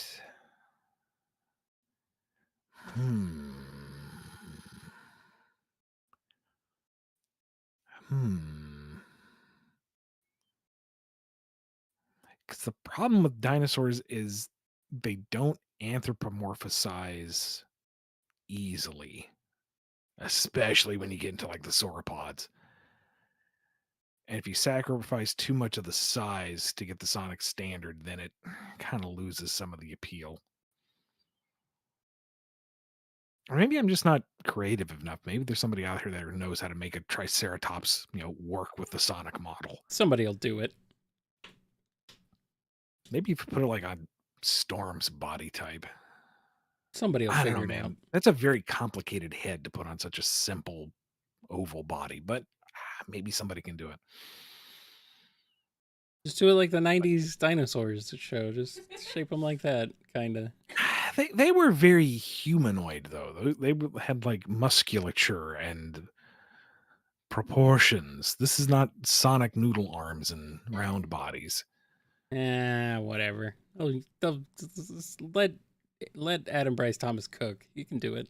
Well, yeah, probably. Just use look at Zavok. Yeah, all right. So maybe just throw the conventions out the window and go the Deadly Six route. They're their own body type. They're dinosaurs, mobosaurs. Screw it. They can do their own thing. Screw it, just make it happen. Or just do like Digimon, the dinosaur Digimon characters. They're pretty anime-esque Yeah. dinosaur characters. They could work. I mean, we have a crocodile who's basically already a dinosaur. They haven't changed much.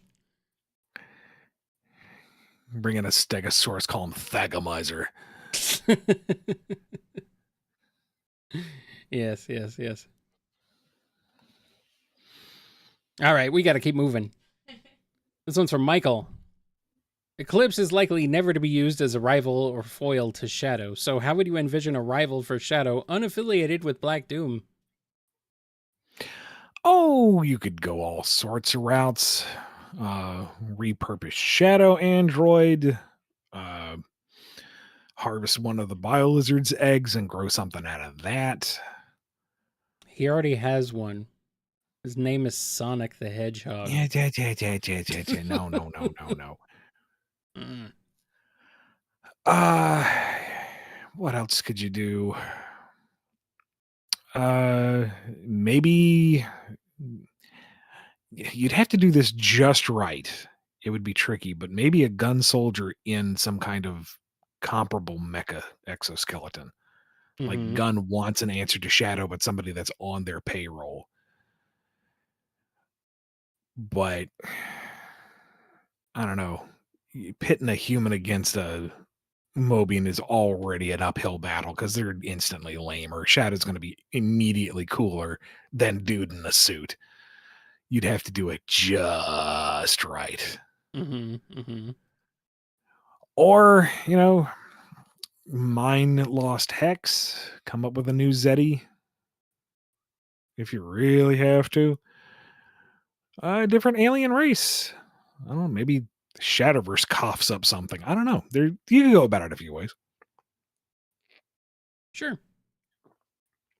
Or, resurrect Infinite and make him not lame. But that's part of his appeal to the fans, to his fans. Which ones? There's the ones who enjoy him for what he is, and there's the ones that enjoy him for what he says he is. Yeah. Okay. Good point. There are the unironic Infinite fans because they do think he is the tallest of mountains and the roughest of waves, and the dullest of knives in the drawer and whatever. The sharpest tool, the dimmest of bulb in the chandelier.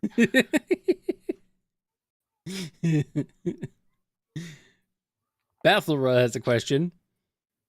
How would you make metal versions of like Metal Whisper? And would it use the same wisp as Whisper or ones she doesn't? Would it be powered by mean evil wisps?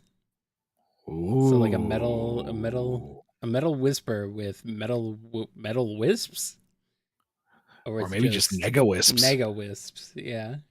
I mean, the Nega Wisps themselves don't seem to be malicious, but, that's boring. We'll go with that. Man, what would a Metal Whisper look like? Like, would you make it like a plate metal cape that kind of like transforms in and out? Or would you go the Scrapnik Island route where it's a robot that wears a cloth cape because that looks cool no matter what? Variable Wispon tech would just be built into the body. Maybe one arm is dedicated to be the variable Wispon. And then you have the symbolic thing where Whisper has a tool that she can use for the job, but she can put it down, whereas Metal Whisper cannot. It is all that she is. And if we're doing Nega Wisps, how would that translate into powers? Because Frenzy is just, turning into a big snarly thing going for a few seconds. Yum. Shoot. I mean, Bomb is clearly a grenade launcher. And Void, terrifying, like black hole gun. Now there was a Void Wispon in Forces, wasn't there? Well, there was a Void Wisp. So, yes. Okay, yeah. Was it Void or was it Asteroid? Because they do the same thing. I think it was And they're Void. similar colors. Okay. Yeah. But one of them also had like a weird secondary ability where it created like these little pixel minions that ran around with you, which was required for like one of the moon medals, which was obnoxious. It's like, I didn't even know the weapon did this. Void? Oh, Asteroid did that. And then Void. Okay. Yeah. Okay. Hmm. And then were there other? I still maintain Jade Wisp is a Nega Wisp. Might as It's well. got all the traits of a Nega Wisp. So, how would you weaponize that? Oh, maybe she does that to become like Predator. Just turned intangible and somewhat invisible and just sneak up on people. Ooh, that's horrible. That's great. I love it. Oof. Might have to invent some Nega Wisps, but yeah, oh darn, twist my arm. Create more stuff within the canon. Mm-hmm. Mm-hmm. No, Metal Whisper would be terrifying. That's great. All right, here's one from Cherry Sapphire Cherry. Only one song so far? This NGI after show has so much more talking than yesterday's show. Hey Kyle, can you play the song from the beginning again? Sure. I'll do it at the end.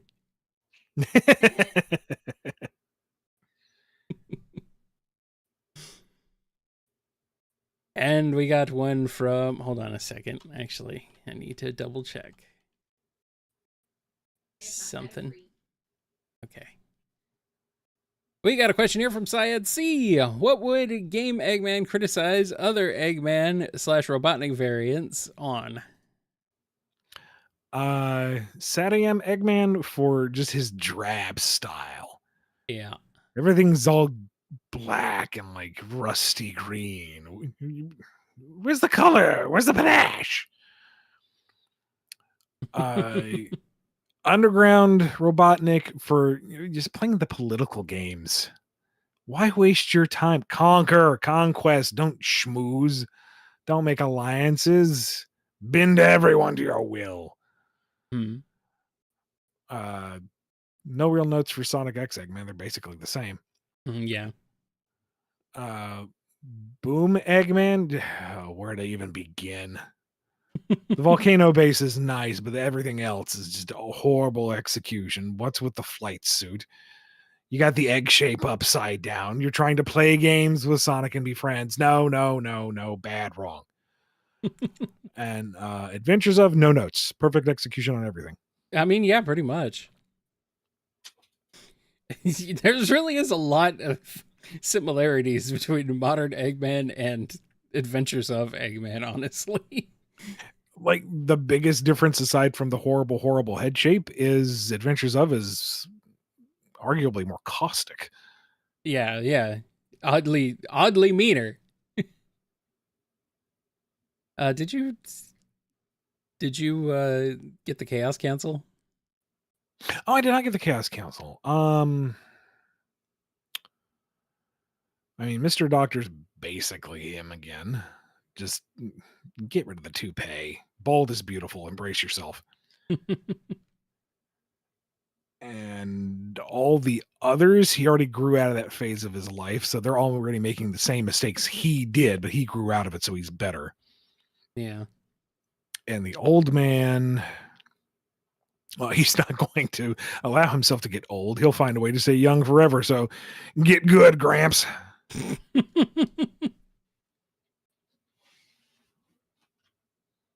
And Nega. Who? Yeah, exactly. Well, you're dead. I'm alive. Ha ha, I win. Get good, scrub. Aggressively Mediocre has a question. In honor of Metroid Prime 4 finally being revealed, what are both of your favorite Samus suits? Ooh. God, the Dread suit is really good. The light suit's really good. The dark suit's really good. I mean, they're all freaking awesome. I'm not as fond of the fusion suits. Okay, the fusion suit's kind of but I mean, I get what they're going for, so I can't like meh I them, think but mostly most of it is the color palette. yeah, They're not great.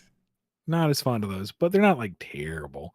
Yeah. And the classic Variasuit is always a good go-to. Oh yeah. Oh yeah. Of course.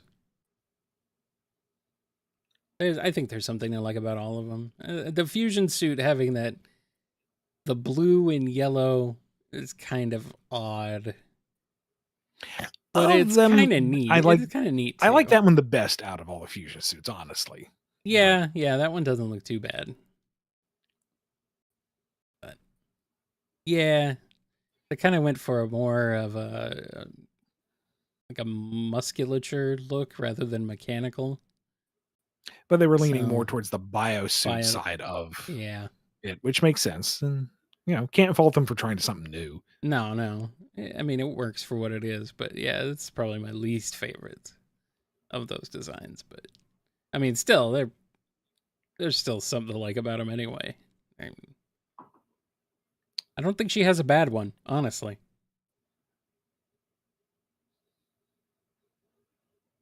All right, this one's from Leon D. Crossover of Sonic and Angry Birds. Assuming that wisps are in play, which wisp would go to which bird, and how would the bird's gameplay change, assuming it's the same style as other birds' games?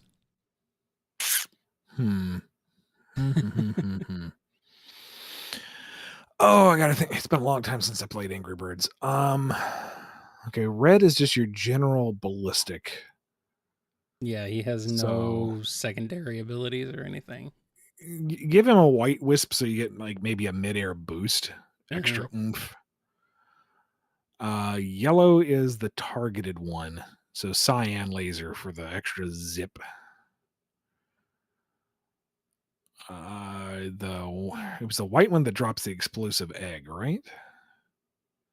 So Yes. Yeah. bomb, obviously just drop the bomb wisp, kaboom. What was the one that split into 3? Was that blue? That's blue, yeah. What splits into multiple shots? Maybe pink, so it's needles. Oh. Give it extra needles. The big black one was just like a giant wrecking ball, right? I think super so. heavy. I think so, yeah. So blue block. Give it extra mass for extra smoosh. And there was a toucan that was a boomerang, from what I remember. What would be a good boomerang?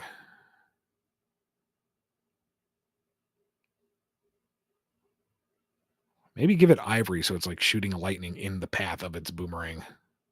Blackbird is a bomb.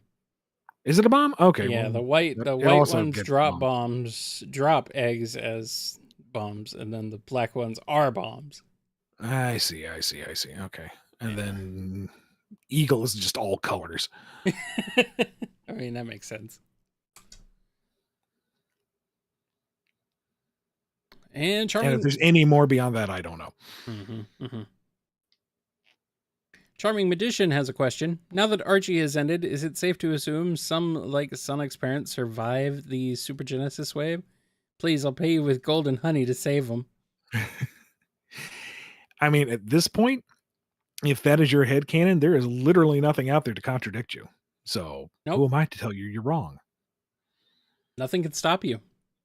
Please submit all gold and honey to the following address. Yes. Pedanticat has a question. Let's say Marvel's Apocalypse landed in the Sonic universe. Which 4 characters would he make into his horsemen? For angst, 3 of them must be heroes. Pedanticat, you're talking my language. Old Blue Lips has always been a favorite of mine. All right. Let's see. We got pestilence, famine, war, and death. Yeah. And 3 of them have to be heroes. 3 of them have to be. Oh, let's make them all heroes. Why not? Live a little. Okay, pestilence is Whisper with a plague mask. Oh. Dude. And all the wisps now do different horrible things to the environment. Dude. You're talking about language here, you know? I love the horsemen. That sounds awesome. Famine is big, just reaping everything with his giant scythe slash fishing rod and just consuming. War. Knuckles.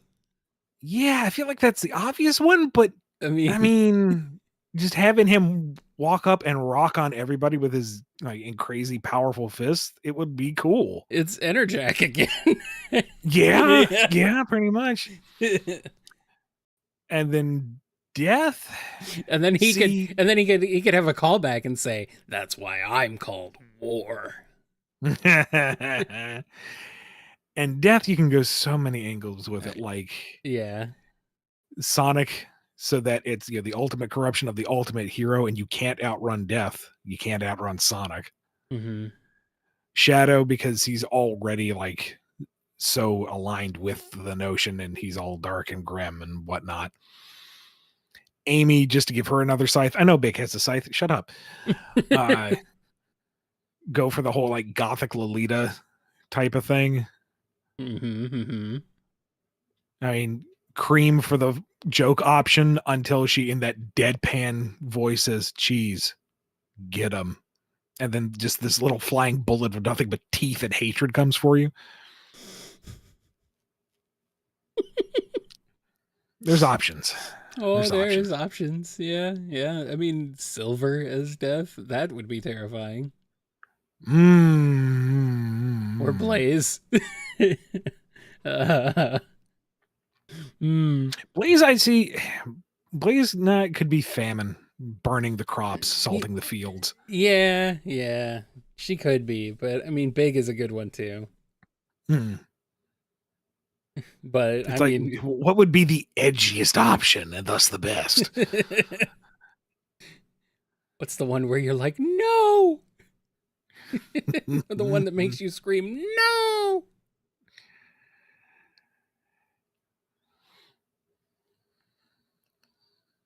Oh, man.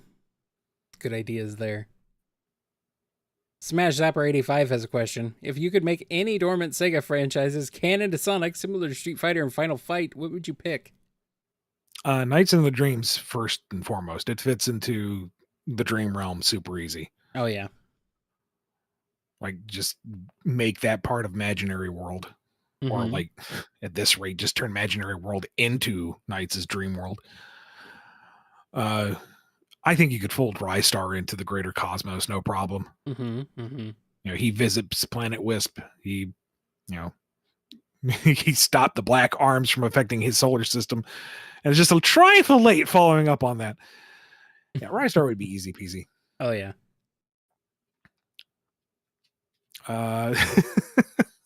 Say Vector Man comes from Silver's future. All right. He gets thrown back in time as well for reasons. Have a buddy story between Vector Man and Silver. They go on a road trip. I dig it.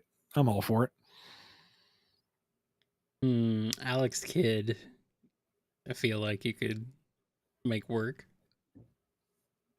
Maybe his world is so fantastical, even next to Sonic's. Yeah. But we've got a multiverse. Why not? Might as well. Trying to think of other ones. I mean, Space Harrier could just be, guy goes to space on other planets. So it's like, all right. Maybe they're all canon to Sonic. Might as well. Crazy Taxi. Sure. I mean, why not? Dude, Station Square or Empire City map for Crazy Taxi? That'd be sick. We've got City Escape. It's the same. Same location. Yeah. Might as well. Yes, that was what I was alluding to. That is the joke. Yo, like a hidden like arc track. Hey, let's go stop the eclipse cannon. That's a big salamander. Look out. Being told super hang on since Surge took their bike.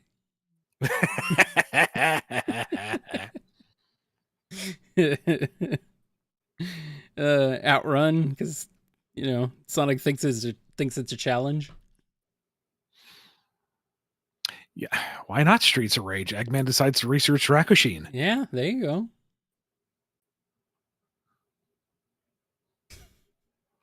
Seaman. Oh boy.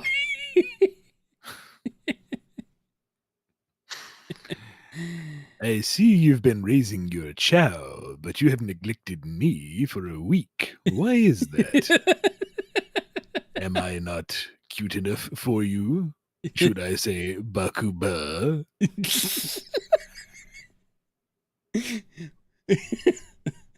Oh no. Echo is in the ocean, so why not? Makes sense.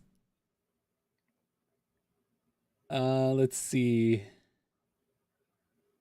What's the other one? Skies of Arcadia. Nah, it's its own world. You could say that's like a storybook world, maybe. Maybe. That would be... Shoot, at this point, just put in another planet within Sonic Solar System. We've already got Little Planet and the Donpa and might as well Planet Wisp. Might as well. Let's see. What's the other one? Someone mentioned another one. Daytona. I mean, obviously. But... House of the Dead. Ah, yes. Virtua Cop, Virtual Fighter. Why not? Fighting Vipers. Why not? Put them all in. Come on, Sega. Do it. Golden Axe was the distant past. All right. We're going to keep going. We should keep going. We can get one more in before we get one more. Yeah, okay. And to round us out, Super Shark Bait. Let's hear the question. Time for a battle of two of the most powerful beings in the multiverse. Shaggy versus Big. How does this battle play out? Who wins? Does Ian even get this question? Oh, I get it. Give me some credit. Do you know anything about Scooby-Doo, Ian? Like, zoinks! That's a huge cat, Scoob!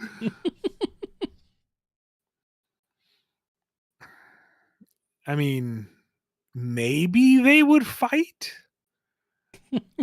I don't really see a reason for them to. I can see them just lounging out. Big catching fish, Shaggy eating said fish. Maybe that's the problem. Shaggy ate all his fish. But Big likes to share. He's friendly. Maybe Shaggy accidentally ate Froggy. Or at least Big thinks that Shaggy accidentally ate Froggy. It's not nice to eat my friends. Like, what are you talking about? Wham!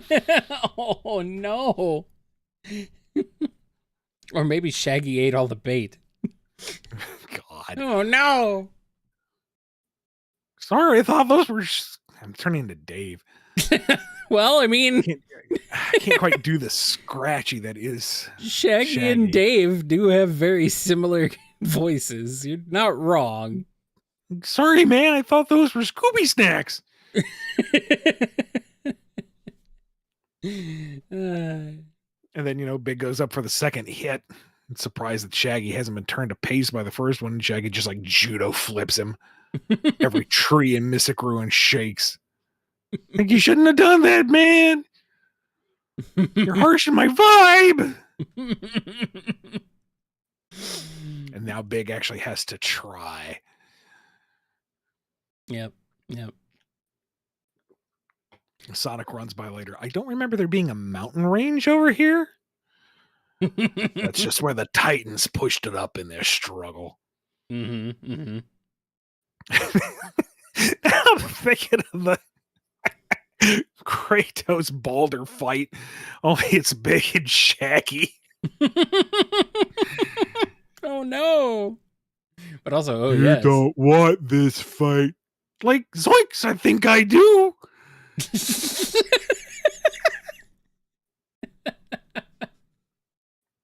Oh no. Zoinks. Oh man. Well, hold on. We've got 2 super chats, Ian. You want to get these out of the way before we go? Yeah, let's knock them out. Let's knock 'em out. Okay, But please, okay. no more after this, guys. Yes. Don't. That's not This- an invitation to continue to bombard us with love and money. This is it. Well. We're done here, but thank you very much for all your support. We'll end with these 2 super chats. I just scrolled down and saw them. I was like, oh, okay. All right, Ogre Sonic. This question is here. Love your work on Frontiers. Would you want for long-term Sonic to be portrayed like Frontiers voice and personality-wise? Also, will one or both Sonics appear in Shadow Generations? Can't talk anything about Sonic Generations, obviously. That hasn't come out yet. NDAs, blah, blah, blah. I mean, if it's a remake of Sonic Generations, I assume that Sonic will appear in Sonic Generations. As for a more mature sounding Sonic, I don't know. It's an interesting thought, but that's ultimately not up to me. We'll just have to see what happens next game down the line, whenever that is. In the future. I mean, characterization isn't that much different anyway.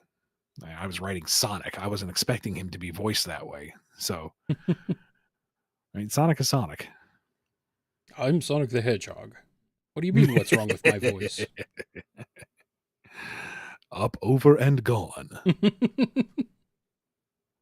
I have a need for speed. And our last question is from Dimitri M. If a fight between Rouge and Amy were to happen, like in Sonic X, who do you think would win? Like an actual fight. Rouge, but she's not going to have an easy time with it. I don't know. How would Rouge win? Amy has the big hammer. She does, but Rouge has the arsenal. She has innumerable number of explosives on hand. She has various gun tech, and she's going to fight dirty. Well, like Amy will be honorable. Rouge will take the sneaky hit if she has to. Yeah, but Amy has invisibility. Yeah, well, Rouge has a treasure scope. Yeah. I mean, Rouge can go toe to toe with Knuckles. Yeah. And so that's could a Amy. pretty high bar. Yeah, but no, I see. I would expect Rouge, but she ain't gonna walk right after that. Like that leg is never gonna heal proper. She may not fly again. It's gonna be rough. I'm just gonna say that it's a coin flip. It really comes down to Amy is too honorable a person. She's too compassionate. She will pull a punch if she thinks she's going too far. Rouge is going to win whatever it takes. So, but then again, when she was facing off against Knuckles, one misstep through the fight for her. Yeah. So if she takes one misstep, if she miscalculates once, that hammer's going to end the fight. So I told you, coin flip. I'm more inclined to think Rouge, but again, it's not going to be an easy win. If we're doing this by points, that we're going to come down to the decimals. Well, Amy fans in the comments, come on, join me. I wish we had ended on the other fight because everyone would be going, "Oh yeah, Shaggy and Big, that was a fun fight answer." Now I'm going to get everybody mad at me. Well, it wouldn't be the BumbleKast if we didn't end it with everyone being angry at you. I suppose. Well, all right. I've been at this for like 2.5 hours. I think I'm done. Yeah. Big thank you to Jennifer R. and Professor Rye for managing all the questions we got today. I know it was a huge sum. Thank you again to Kazi for managing all the socials. Thank you guys for listening, for all your questions. for your crazy amount of super chats this month. Just amazing. Thank you so very much. Thank you, Kyle, for doing this with me for as long as you have. Hey, I'm not going anywhere. I don't have anything else to do. What am I gonna do? So that's going to wrap us up for June 2024. Be good to yourselves, be good to each other, and we will see you next time on the BumbleKast. Take care, everybody. Have a good night.